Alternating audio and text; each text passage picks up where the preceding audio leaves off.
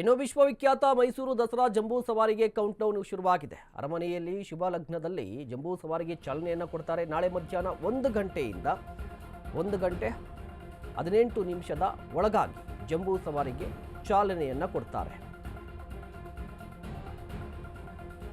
ವಿಶ್ವವಿಖ್ಯಾತ ಜಂಬೂ ಸವಾರಿಗೆ ಕೌಂಟ್ಡೌನ್ ಶುರುವಾಗಿದೆ. ನಾಳೆ ಮಧ್ಯಾಹ್ನ 1 ಗಂಟೆ ಸುಮಾರಿಗೆ ಚಾಲನೆ ಸಿಗುತ್ತೆ ಜಂಬೂ ಸವಾರಿಗೆ. ಅಭಿಮನ್ಯು ನೇತೃತ್ವದ ಗಜಪಡೆ ಸಿದ್ಧವಾಗಿದೆ. ಅಂಬಾರಿ ಆನೆ ಅಭಿಮನ್ಯು, ಕುಮ್ಕಿ ಆನೆಗಳು, ದಸರಾ ನಿಶಾನೆ ಆನೆ ಧನುಂಜಯ, ಅದೇ ರೀತಿಯಾಗಿ ಗೋಪಿ, ಭೀಮಾ, ಮಹೇಂದ್ರ, ಶ್ರೀಕಂಠ, ಲಕ್ಷ್ಮೀ, ಕಂಚನ್ ಎಲ್ಲ ಆನೆಗಳು ಕೂಡ ಸಜ್ಜಾಗಿರುವಂಥದ್ದು. ಏಕಲವ್ಯ, ಪ್ರಶಾಂತ, ಸುಗ್ರೀವ, ಹೇಮಾವತಿ ಆನೆಗಳು ಕೂಡ ಈ ದಸರೆಯಲ್ಲಿ ಭಾಗಿಯಾಗುತ್ತೆ.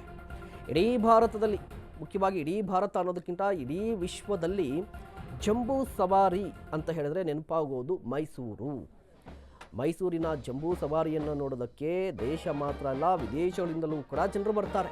ಕಾರಣ ವಿಶ್ವದ ಯಾವುದೇ ಮೂಲೆಯಲ್ಲೂ ಕೂಡ ಇಷ್ಟೊಂದು ದೊಡ್ಡ ಮಟ್ಟದಲ್ಲಿ ಆನೆಗಳು ಸವಾರಿ ಮಾಡೋದು, ಅಂದರೆ ಈ ರೀತಿಯ ಜಂಬೂ ಸವಾರಿ ವಿಶ್ವದ ಯಾವುದೇ ಮೂಲೆಯಲ್ಲೂ ಕೂಡ ನಡೆಯೋದಿಲ್ಲ. ನಡೆದರೂ ಕೂಡ 1 ಆನೆ 2 ಆನೆ ಮಾತ್ರ ಭಾಗಿಯಾಗುತ್ತೆ. ಬಟ್ ಇಲ್ಲಿ 13ರಿಂದ 14 ಆನೆಗಳು ಭಾಗಿಯಾಗುವಂಥ ಏಕೈಕ ಸವಾರಿ ಅಂದರೆ ಜಂಬೂ ಸವಾರಿ ಅಂದರೆ ಅದು ಮೈಸೂರಲ್ಲಿ ಮಾತ್ರ.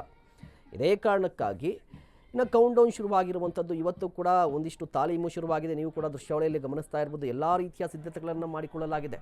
ಮತ್ತೊಂದು ಕಡೆ ತಾಲೀಮನ್ನು ಕೂಡ ನಡೆಸಲಾಗಿದೆ.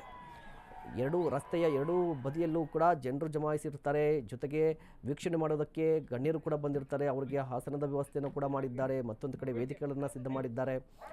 ಪೊಲೀಸರು ಕೂಡ ಎಲ್ಲ ರೀತಿಯ ತಯಾರಿಯನ್ನು ಮಾಡಿಕೊಂಡಿದ್ದಾರೆ. ಎಲ್ಲೂ ಕೂಡ ಹೆಚ್ಚು ಕಡಿಮೆ ಆಗಬಾರ್ದು, ಅಹಿತಕರ ಘಟನೆ ಆಗಬಾರ್ದು. ರಿಹಾರ್ಸಲ್ಸ್ ನಡೀತಾ ಇದೆ. ನೀವು ಕೂಡ ದೃಶ್ಯಾವಳಿಯಲ್ಲಿ ಗಮನಿಸ್ತಾ ಇರಬಹುದು.